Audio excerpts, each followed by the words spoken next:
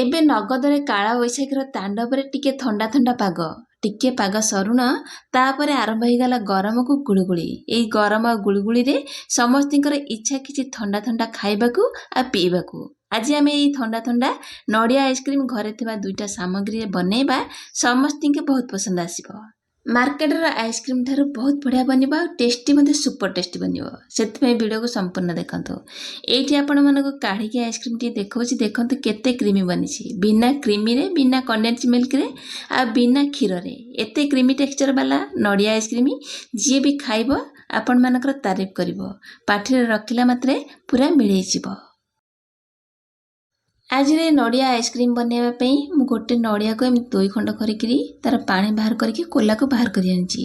ମାନେ ନଡ଼ିଆରୁ ଆମେ ମାନେ ଉପର ପାର୍ଟଟା କାଢ଼ି ନେଇଛେ, ନଡ଼ିଆକୁ କାଢ଼ି ଆଣିଛେ। ଆପଣ ଚାହିଁଲେ କୋରିକି ମଧ୍ୟ ନହେଲେ ଛୋଟ ଛୋଟ ପିସ୍ କରିକି ନେଇପାରିବେ। ମୁଁ ଏଠି ଗୋଟେ ଗ୍ରେଟର ନେଇଛି ଆଉ ସେଇ ଗ୍ରେଟର ସାହାଯ୍ୟରେ ପ୍ରଥମେ ନଡ଼ିଆ ଗୁଡ଼ାକୁ ଆମେ ସବୁ କୋରି ନେବା। दर्शक बंधु वीडियो देखी सारा पर जदि आपण मानक पसंद आसे प्लीज लाइक कमेंट शेयर करने। चैनल नुआ थे चैनल को सब्सक्राइब करने। आ फेसबुक पेज देखुले प्लीज फेसबुक पेज को फॉलो करने।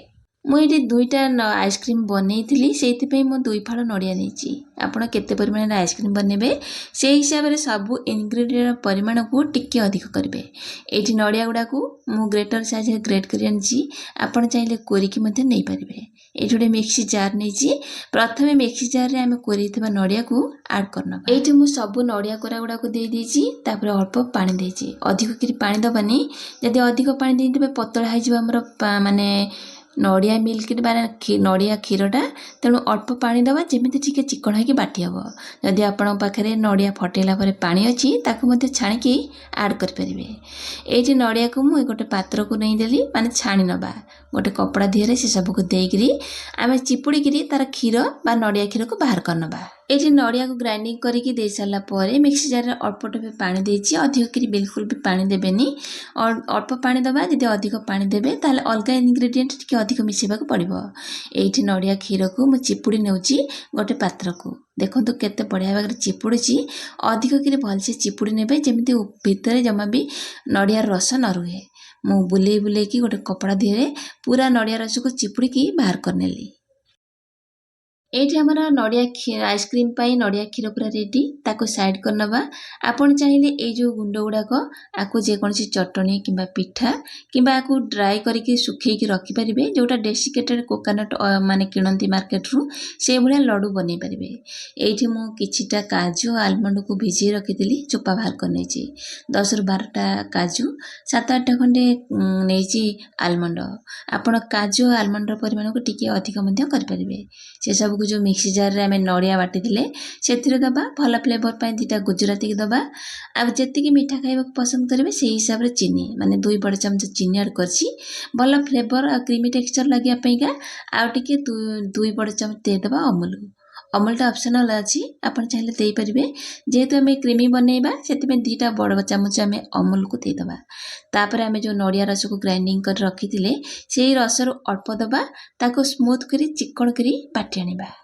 ये आमर चिकन होगी बाटी हो देखा आपन को देखु पूरा क्रीमी लगुच ना। आप एमती चाहिए आधे अल्प बलिया करके अल्प किसी देकर बनई पारे। जेहेतु मुझे नड़िया रस रखी से सबको मिसई नवा। आपड़ चाहिए से मिक्सी जार रे अल्प किसी कदली की देकरी ग्राइंडिंग करके दे पारे। क्रीमी लगे आइसक्रीम टा बहुत बढ़िया बन से सबको देक भलसे गोल नवा।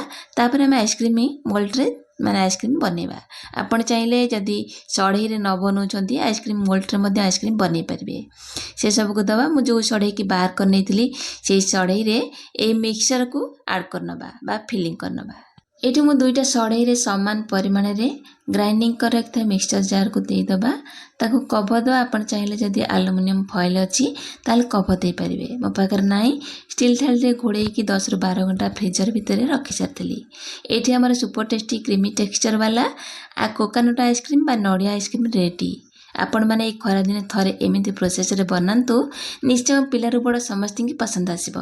आज रेसिपी आपण मानू केमती लगिला कमेंट सेक्शन में शेयर जनइबे। पुणी आसबि गोटे नुआ रेसिपी सहित। से पर्यंत रहूची नमस्कार बाय जय जगन्नाथ।